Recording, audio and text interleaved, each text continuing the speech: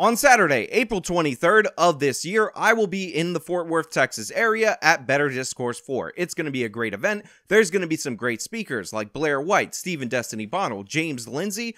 Also, Andrew from Don't Walk Run Productions recently signed on, absolutely wonderful. Lauren Southern, Nuance Bro, friend of the channel Mike Harlow, Ben Burgess, a bunch of different people, totally stacked roster. Also a bunch of people that have yet to be announced, and my favorite speaker of all time, Taba'a, and my other favorite speaker, Taba'a. You know, we've talked a lot about Jussie Smollett on this channel recently. This is because he was finally convicted. He was finally sentenced to some time in jail. People declared his sentence racist and talked about how if a white person did what Jussie did, they wouldn't have to serve a jail sentence. This is the essence of white privilege. And then, of course, due to Jussie Smollett's privileged status, he was released from his sentence after a couple of days pending his appeal. Oh, the evil white privilege in our nation is just overwhelming. But that doesn't mean that there aren't other cases of hate hoaxes. And that doesn't mean that these other cases of hate hoaxes don't compete on a level of stupidity with Jussie Smollett's hate hoax, and that's exactly what we're going to talk about today, because a lot of you have been sending me this article from the Post Millennial. We gotta talk about it because it's hilarious and it's good for your health. And you know what else is good for your health? My sponsorship transition that's about to happen. Sponsorship transition. Sponsorship transition. Many people struggle to lose weight, especially after you get past your 20s. This is because every decade after your 20s, your metabolism slows by about 4% a year. So by the time you're 50, that's over 10%. This is one of the reasons why I highly recommend Keto with Justice. This amazing keto powder, you just scoop one little bit of it in your morning beverage, and it can help put you into a fat-burning state known as ketosis. Thousands of people have used this and reported better weight loss, and they don't have to follow the rigidity of the keto diet. KetoWithJustice.com, get yourself this powder, amazing discount over there, KetoWithJustice.com. So in order to understand this tale as old as time, Beauty and the Beast, Disney, don't copyright claim this video, you need to understand 3 different amazing facets of logic to understand how somebody can act completely illogical. Facet of logic number 1. There is a supply and demand conflict with this country when it comes to racists, in that the left wing has a high demand for racism, but unfortunately for them, fortunately for society, but unfortunately for them, the racism never quite meets their demand. So, like any budding capitalist, these lefties go out of their way to manufacture that racism in order to supply it for those demanding it. Facet number 2 of this case that you need to understand is that criminals are stupid.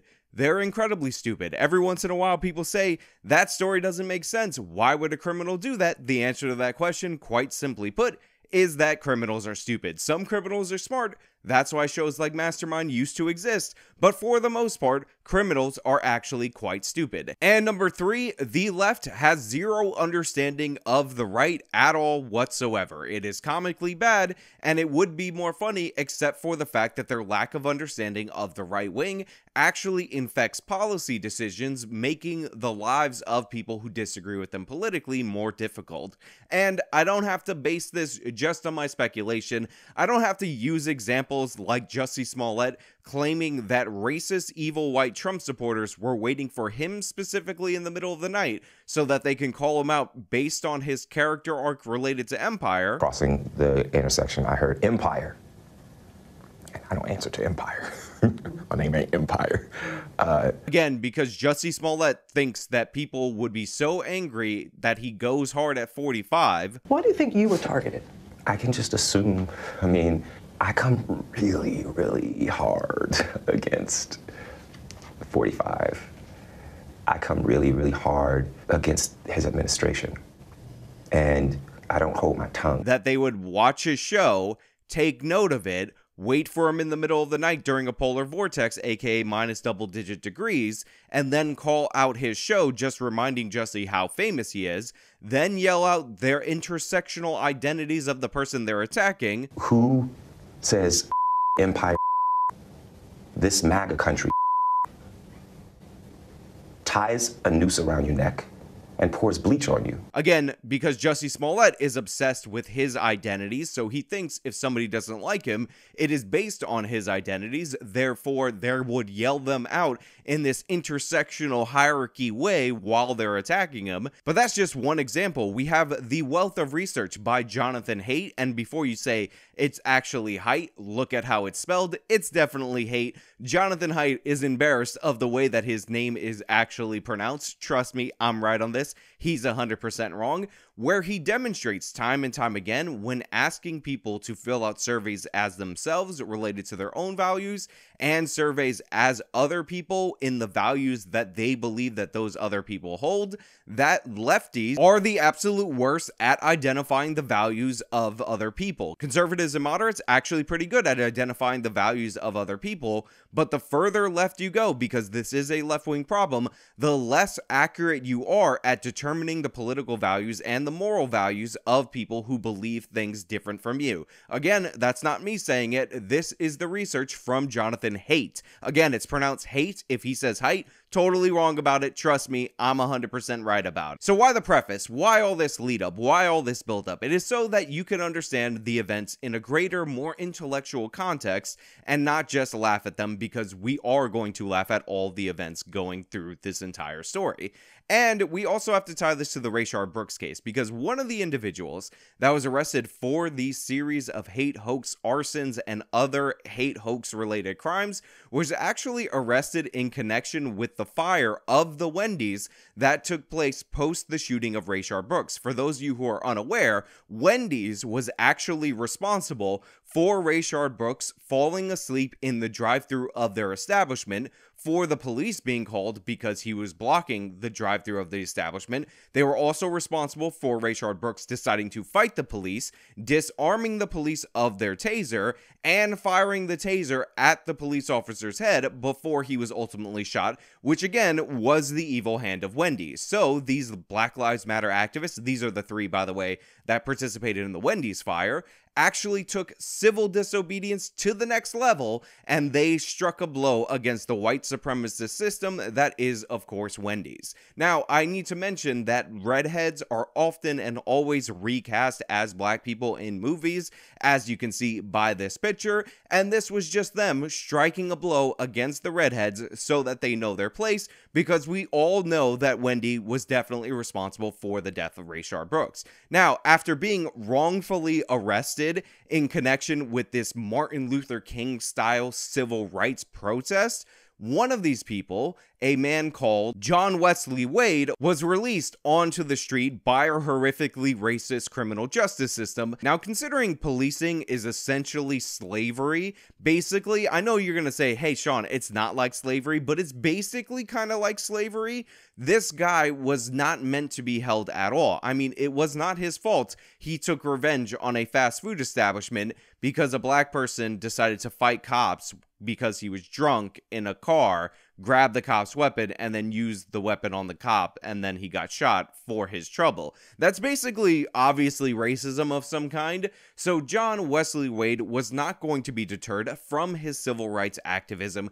going forward. Now, of course, the white girl that was arrested with him, Natalie, total faker, total poser. She's not involved in the arsons going forward. And this other black guy, honestly, he was crippled by the criminal justice system, the racist criminal justice system, so we can't blame him for not being involved in the further civil rights activism. But John Wesley Wade of Black Lives Matter, John Wesley Wade of Antifa would not be stopped. He would not be silenced. He was going to step up to the plate and battle racism by creating it himself and doing it in such an incompetent way that he would ultimately get rearrested due to his own stupidity. So John Wesley Wade, Ellie Melvin Britt, which by the way is in fact a girl's name, Ellie, that's not a guy's name, and Vita Jones are the civil rights heroes that we didn't need nor did we want, but we are happy to accept and laugh at. And one of the things that they decided to do in the names of civil rights, in the name of fighting racism, in the name of battling right-wing extremism, is manufacture all of these events in the dumbest, most stupidest way humanly possible. They started a series of fires and committed a series of vandalisms over the course of the 7 incidents that they were ultimately arrested and charged and convicted convicted for. However, these guys were super smart. They weren't gonna get caught like your average criminals. They decided that they were gonna go one step further and frame racist white supremacist organizations like the racist white supremacist Proud Boys. And the way that they decided to frame the Proud Boys was that they would leave notes on the bricks that they were chucked through law enforcement vehicles, or leave notes at the scene of the crimes, basically indicating to law enforcement in a way that was so clever and so genius that the perpetrators behind this were in fact the evil white Proud Boys. And the way that they did this, what they chose, showed that these individuals just have an understanding of the right wing that throws Jonathan Haidt's research in the dust, in the garbage. It's garbage, doesn't work. Because the thing that they wrote on the bricks on this material to frame the Proud Boys, what's the phrase? Stand by. Right, Proud Boys, stand back and stand by. I'm sorry, it's actually difficult for me to keep it together for this segment because it's so ridiculous.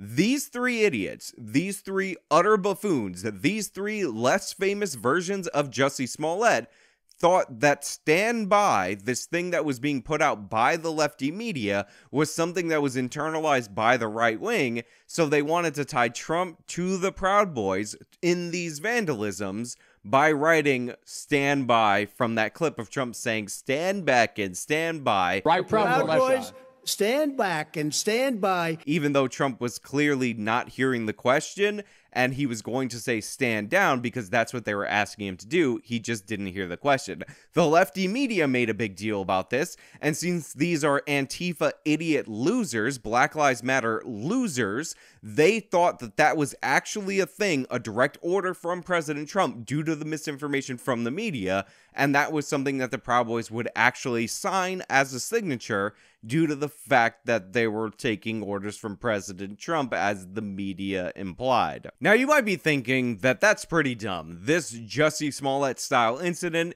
is dumb, but I've definitely seen dumber. However, you have not heard the whole story yet, so please pause for station identification, because we're about to get into exactly how ridiculously stupid this series of criminals actually are. Because other than the totally believable, totally legitimate sounding notes saying stand by in reference to Trump and the Proud Boys and what the left media was talking about post the Biden-Trump debate, these people decided that they were going to be super clever in the way that they executed all these crimes. By the way, one of the things that they did that ended up getting the feds involved was vandalize the post office, thus making it a federal issue. But we're just, that's why the feds were involved in this case. But another thing that these geniuses decided to do is go into the store in order to buy the gas cans for the gas that they needed and get caught on surveillance video. Now, this can happen to anybody, and obviously, if you haven't realized, this person is covering their face and their identity is covered. They're using COVID as a way to cover their identity. So this, in and of itself, is not something that is going to get somebody caught. I mean, it might lead them in the right direction, but overall, this isn't the worst thing you've ever seen. Except for the fact that these geniuses, in their infinite wisdom, used a credit card for this purchase. I don't know if you guys know this, but your name on the credit card is not decoration. That is information that gets communicated to the store, to your credit card company, and is available to law enforcement when they need to track you down for committing crimes. So they basically sign their names, or one of them signed their name, to the purchase of the materials related to these fires. But it gets much, much worse than that, because these geniuses also decided that their hate hoaxes needed to get a lot of attention. And unlike Jussie Smollett, who had the media as his marketing team, unlike Jussie Smollett, who had connections to Michelle Obama, it feels like if I had said it was a Muslim or Mexican or someone black, I feel like the doubters would have supported me a lot more. And that says a lot about the place that we are in our country right now. You said that it was a white guy. What happened? These are your die-hard, on-the-ground, hitting-the-streets, grassroots activists, so they don't have that big of a megaphone in order to get their hoax out there. So what they decided to do was create a secondary social media account of the Proud Boys that were allegedly behind this, have them post the videos, even though this account virtually had no followers, and then they would share those videos of them committing the crimes on their Instagram in order to make them go viral so that they could get more attention. If this wasn't the most obvious thing ever, a shady account created with your phone, and you're the only person who's seeing this video, I don't know what is, but of course they did this, they shared it, and in their infinite wisdom of creating a new account on their same phone to share the videos that were shot on their same phone,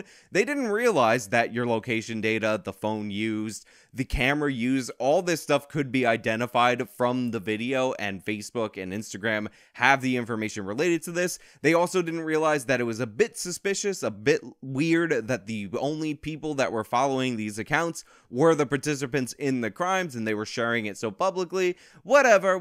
I'm sure it's no big deal. I'm sure that it took like 27 FBI agents in order to figure this stuff out. But wait, if you think that's dumb, if you think we've gotten to the peak stupid, just wait, because it's about to get a lot worse. Because you see, other than the location data, other than the surveillance cameras that caught them setting fires to the cars, caught them buying the gasoline canisters, of which they used their credit cards to buy, thus tying them into this, other than the Instagram account that they set up themselves in order to share these videos that was also traceable to their phones, and all the other indications of how these people got caught in the multiple different ways that they did get caught, there was one thing that I set up for earlier on in this story that I would like to pay off for you. Because I talked about early in this video about how John Wesley Wade has been a long-term arson-based civil rights activist. I talked about how he participated in the fire against the racist organization Wendy's that, of course, was responsible